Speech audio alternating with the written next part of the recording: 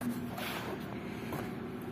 morning बच्चों, my name is Sachin Sharma and I am a teacher of biology from BBC group and this is the revision class of your biology.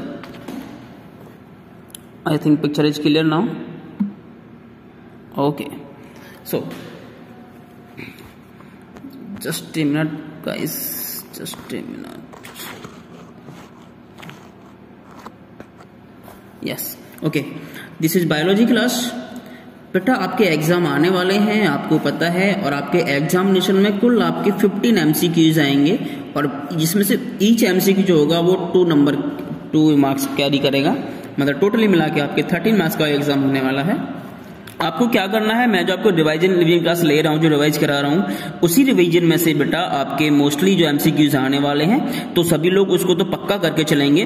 और MCQ कैसे निकालने हैं आपको वो तो आपको डिस्कस पता ही होगा। सबसे पहले हमने डिस्कस किया था टिश्यू को, टिश्यू क्या होता है सभी को डेफिनेशन इसकी पता होगी। इसके बाद जो क्लासेस हुई थी उसमें बेटा हमने डिस्कस किया था आपके प्लांट टिश्यूज को, प्लांट टिश्यू ये आपने डिस्कस कर लिया है। इसमें क्या है सर, 2 टाइप थे, नंबर 1 मेरिस्टेमी, नंबर 2 परमानेंट। तो इनमें क्या MCQ कैसे बनेगा देखो जरा कि मेरिस्टेमी क्या है, those type of tissue which are capable to rapid division, जो रैपिडली डिवाइड हो सकते हैं, जल्दी से डिवीजन कर सकते हैं, मल्टीप्लाई कर सकते हैं, ऐसी टिश्यूज को बोलते हैं मेरिस्टेमी। सेल्स के बने होते हैं, इनको बोलते हैं मेरिस्टेमी टिश्यूज बोलते हैं। तो ऐसे क्वेश्चन बनाएंगे कि which type of tissues are capable for rapid division, तो you can tick the answer on the meristematic tissue. ठीक है गाइस। इसके बाद में जाकर हमने डिस्कस किया था बेटा आपके एनिमल टिश्यूज को डिस्कस किया था, आपको याद आ रहा होगा। Yes sir, animal tissue class करी थी हमने। एनिमल टिश्यू के टाइप हमने बेटा 4 पढ़े थे। पहला कौन सा है आपका एपिथेलियल टिश्यू था, सेकंड कौन सा है कनेक्टिव टिश्यू था, थर्ड बेटा मस्कुलर टिश्यू था और फोर्थ आपका नर्वस टिश्यू। एपिथेलियल में आपको ये याद, सिंपल कंपाउंड याद आ रहा होगा, इससे क्वेश्चन MCQ बन सकता है। कनेक्टिव में एग्जांपल कौन कौन से हैं, blood, bone, cartilage, adipose etcetera etcetera. इसमें MCQ देखो कहां से बनेगा कि blood, what is blood, blood is a fluid connective tissue. इसका एग्जांपल मतलब आपको दे सकता है आपके MCQ में। दूसरा आपके मैंने बोन के बताया था कि आपको कि बोन से बोन को जोड़ने वाला क्या होता है, लिगामेंट कहलाता है। बोन को जो मसल से जोड़ता है उसे क्या बोलते हैं, उसे टेंडन्स बोलते हैं। ऐसे MCQ बेटा आसानी से बन जाते हैं बहुत। मस्कुलर टिश्यू में देखो क्या देखेंगे आप, मस्कुलर में आपने डिस्कस किया था, मस्कुलर में हमने डिस्कस किया था सर कौन कौन से होते हैं, नंबर 1, नंबर 2 और नंबर 3। नंबर 1 कौन सा, कुछ याद आ रहा होगा आप सभी को, नंबर 1 था बेटा हमारा, नंबर 2, नंबर 1, नंबर 3। नंबर 3 तो सबसे अलग ही है, वो कार्डियक टिश्यू होते हैं जो कि आपके केवल हार्ट में पाए जाते हैं। कार्डियक मसल्स कौन सी होती हैं, जो केवल आपकी हार्ट में मिलती हैं। और नंबर 2 कौन सी आपकी स्मूथ मसल्स होती हैं जो आपकी इंटेस्टाइन, एब्डोमेन वगैरह मिलती हैं। ठीक है जी। और नंबर 1 जो है आपकी स्केलेटल मसल्स होती हैं जो आपकी बाइसेप, ट्राइसेप्स एक्स्ट्रा मिलती हैं।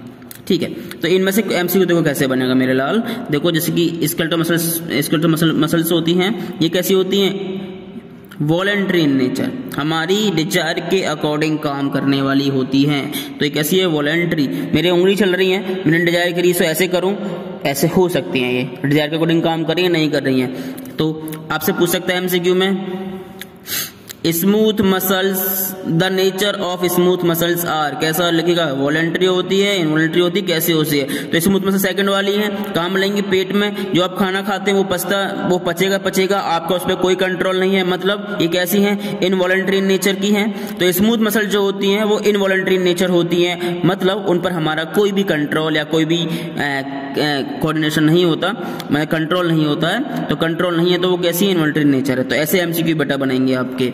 तो cardiac muscles are found in only in heart, ऐसे MCQ बन सकते हैं। जो हार्ट में जो मसल्स होती हैं वो कौन सी होती हैं, कार्डियक मसल्स होती हैं और वो केवल हार्ट में पाई जाती हैं। तो ऐसे बेटा सिंपल MCQ आएंगे, बहुत टफ MCQ नहीं आने वाले हैं। ठीक है जी। इसके बाद चलो थोड़ा आगे चलते हैं, आपकी नई यूनिट चलेगी बेटा, दैट इज सेल।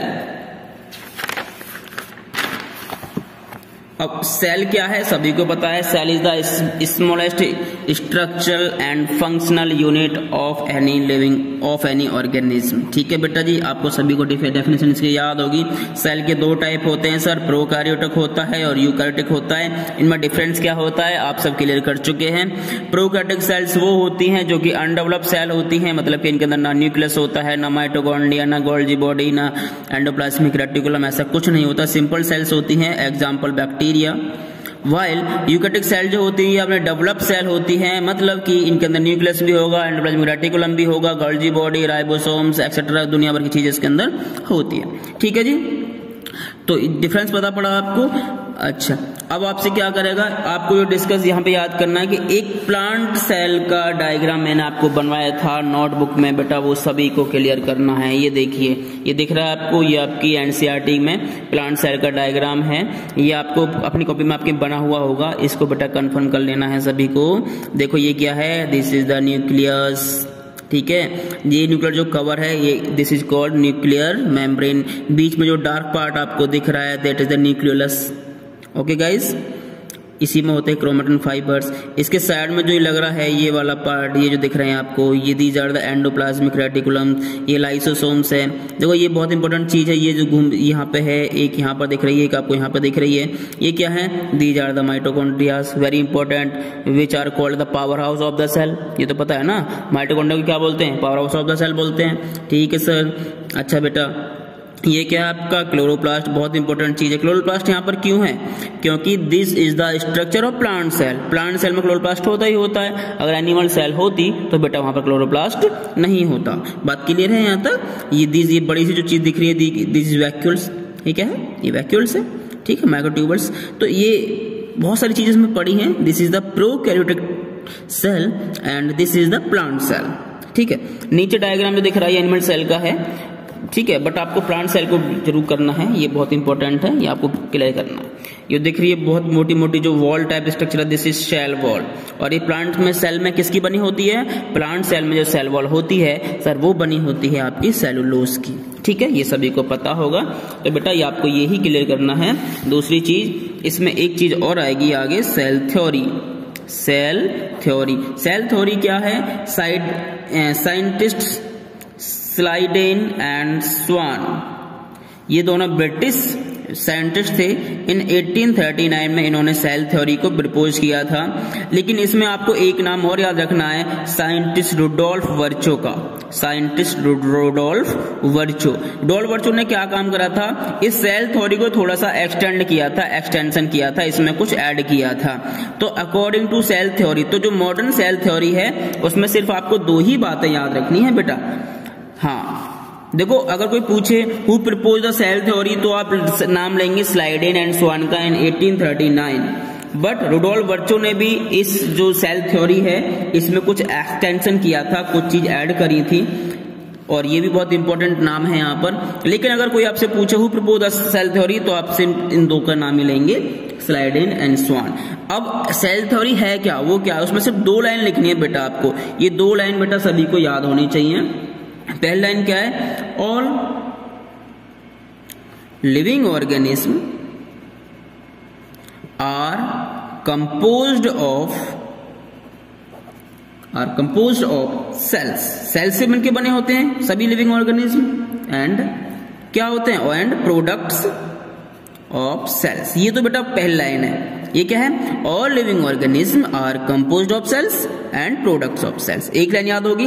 दूसरी लाइन क्या है, ये आपको याद करनी है, ऑल सेल्स, जितनी भी सेल्स होती हैं, ऑल सेल्स अराइज, बनती हैं, प्रोड्यूस होती हैं, फ्रॉम, किससे, फ्रॉम प्री एग्जिस्टिंग, जो पहले से ही सेल प्रेजेंट है उस टाइप की, फ्रॉम प्री एग्जिस्टिंग सेल्स।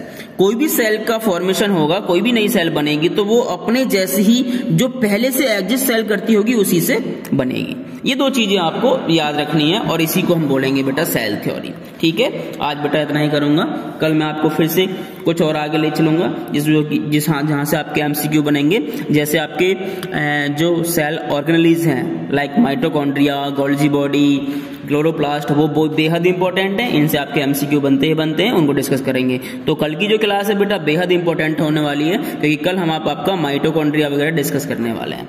ठीक है बेटा, बाकी तैयारी करते रहे। Thank you.